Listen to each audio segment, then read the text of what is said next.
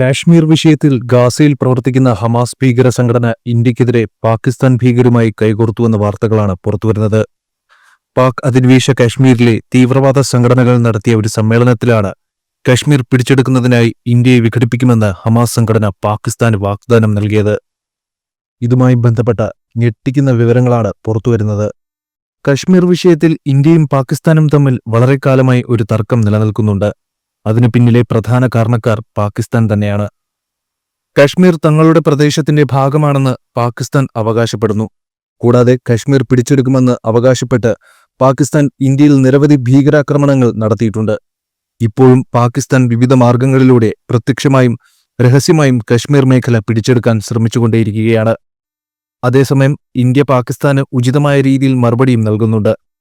ഇന്ത്യയിൽ നിന്നും എത്ര തിരിച്ചടി കിട്ടിയിട്ടും പാകിസ്ഥാന് കശ്മീർ പിടിച്ചെടുക്കണമെന്ന് തന്നെയാണ്.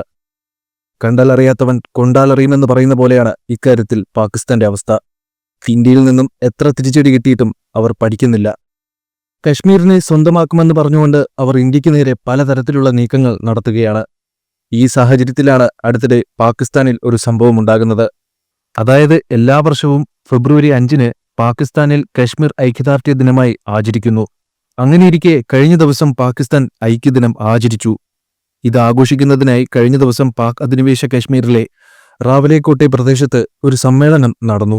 വിവിധ തീവ്രവാദ സംഘടനകളുടെ നേതാക്കൾ ഈ സമ്മേളനത്തിൽ പങ്കെടുത്തതായാണ് റിപ്പോർട്ട്. ജെയ്ഷെ മുഹമ്മദിന്റെ ഭീകര നേതാവ് മസൂദ് അസറിന്റെ ഇളയ സഹോദരൻ തൽഹ സെയ്ഫ്, ജെയ്ഷെ നേതാവ് അസർ ഖാൻ കശ്മീരി, ലഷ്കർ ഇ തൊയ്ബ നേതാവ് മസൂദ് ഇല്യാഷ് തുടങ്ങിയ തീവ്രവാദ സംഘടനകൾ സമ്മേളനത്തിൽ പങ്കെടുത്തു. ഹമാസ് ഭീകര സംഘടനയുടെ നേതാവും ഇതിൽ പങ്കെടുത്തു. ഫലസ്തീനിലെ ഗാസയിലാണ് ഹമാസ് പ്രവർത്തിക്കുന്നതെന്ന് നമുക്കറിയാമല്ലോ. 2023 ഒക്ടോബർ 7-ന് ഹമാസ് ഇസ്രയേലിനെ ആക്രമിക്കുകയും 1000-ലധികം ആളുകളെ കൊന്നൊടുക്കുകയും സ്ത്രീകളും പുരുഷന്മാരും ഉൾപ്പെടെ നിരവധി പേരെ ബന്ദികളാക്കുകയും ചെയ്തു.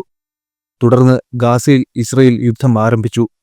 ഗാസയിലെ യുദ്ധം താൽക്കാലികമായി നിർത്തിവച്ചിരിക്കുന്ന സാഹചര്യത്തിലാണ് കശ്മീരിന്റെ സ്വത്വം ആഘോഷിക്കുന്ന ഈ സമ്മേളനത്തിൽ ഹമാസ് നേതാവ് പങ്കെടുത്തത്. ഹമാസിന്റെ ഇറാനിയൻ പ്രതിനിധി ഖാലിദ് അൽ ഖദൂമിയാണ് സമ്മേളനത്തിൽ പങ്കെടുത്തത്. Kashmir solidarity and Hamas operation Al Aqsa flood എന്നാണ് ഈ ഇന്ത്യ വിരുദ്ധ സമ്മേളനത്തിന് പേര് നൽകിയിരിക്കുന്നത്.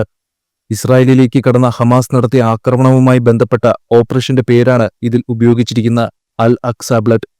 കശ്മീർ വിഷയത്തിൽ ഇന്ത്യക്കെതിരെയും പാകിസ്ഥാനെ പിന്തുണച്ചും ഹമാസ് രംഗത്തിറങ്ങുന്നുവെന്ന് ഇത് വെളിപ്പെടുത്തുന്നു. കൂടാതെ ഇന്ത്യക്കെതിരായ കശ്മീർ പ്രശ്നത്തെക്കുറിച്ചുള്ള സമ്മേളനത്തിൽ ഒരു ഹമാസ് ഉദ്യോഗസ്ഥൻ പങ്കെടുക്കുന്നത് ഇതാദ്യമായാണ്. സമ്മേളനത്തിൽ ഹമാസ് നേതാവ് ഉൾപ്പെടെ വിവിധ തീവ്രവാദ സംഘടനയിലുള്ള നേതാക്കന്മാർ ഇന്ത്യക്കും പ്രധാനമന്ത്രി മോദിക്കും കേന്ദ്ര ആഭ്യന്തരമന്ത്രിക്കുമെതിരെ സംസാരിച്ചു. പ്രത്യേകിച്ച് കശ്മീരിനെക്കുറിച്ചാണ് അവർ എടുത്തു പറഞ്ഞത്. കശ്മീർ പാകിസ്ഥാന്റേതാണ്. ഇത് നമ്മൾ ഇന്ത്യയിൽ നിന്ന് പിടിച്ചെടുക്കും. കശ്മീർ പിടിച്ചെടുക്കാൻ ഞങ്ങൾ ഇന്ത്യയെ ഛിന്നഭിന്നമാക്കും. ഇത്തരം പ്രസംഗങ്ങൾ ഇന്ത്യക്കുള്ള ഒരു മുന്നറിയിപ്പായിട്ടാണ് കാണുന്നത്. കേന്ദ്ര സർക്കാർ അടിയന്തരമായി സ്ഥിതിഗതികൾ തിരുത്തേണ്ടതുണ്ട്. കാരണം ഈ സമ്മേളനത്തിൽ പങ്കെടുത്ത ലഷ്കർ ഇ തൊയ്ബ, ജെയ്ഷെ ഇ മുഹമ്മദ് എന്നീ ഭീകര സംഘടനകൾക്ക് ഇന്ത്യയിൽ വിവിധ ആക്രമണങ്ങൾ നടത്തിയതിന്റെ ക്രിമിനൽ പശ്ചാത്തലം നിലനിൽക്കുന്നുണ്ട്. 2001-ലെ പാർലമെന്റ് ആക്രമണം, 2008-ലെ മുംബൈ ഭീകരാക്രമണം, 2016-ലെ പഠാൻകോട്ട് ആക്രമണം, 2019-ലെ പുൽവാമ ആക്രമണം എന്നിവയിൽ ഈ തീവ്രവാദ സംഘടനയ്ക്ക് പങ്കുണ്ടെന്നത് ശ്രദ്ധേയമാണ്.